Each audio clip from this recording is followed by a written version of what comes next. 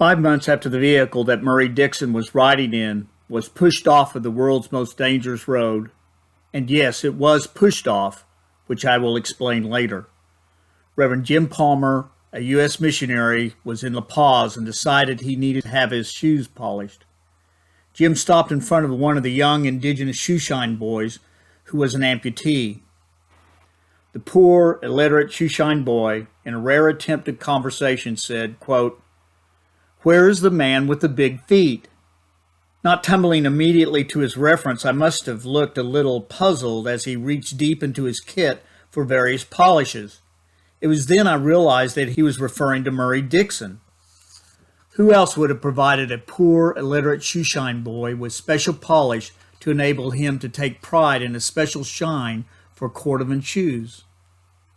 The young boy had obviously not heard how the car that Murray and another U.S. missionary had plunged hundreds of feet off of the world's most dangerous road, killing Murray along with another missionary. Jim continues in his book, quote, "Slowly and halting Spanish, I attempted to tell of the tragedy. And as I finished, big tears began to stream across the bronze cheeks and drop on my shoes.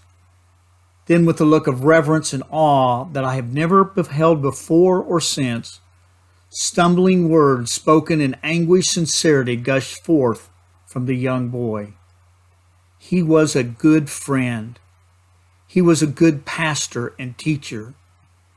He was a man with great sympathy for the problems of the Bolivian people.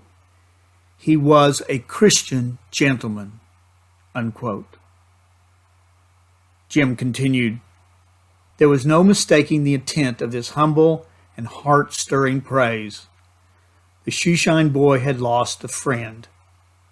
Only later would I learn of the love and affection which had grown between the illiterate amputee and one of the servants of God whose influence was welcomed in the most important offices and the most humble homes throughout his adopted country of Bolivia. As I got up to leave, the shoeshine boy was packing his little kit of brushes and polishes, and as we parted, both deeply moved, I realized that this boy, one of the most common of the common, was too moved by the loss of a friend to continue with the day's work.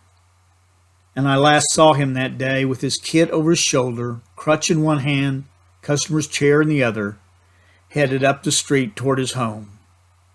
End quote. This is the man you are about to meet.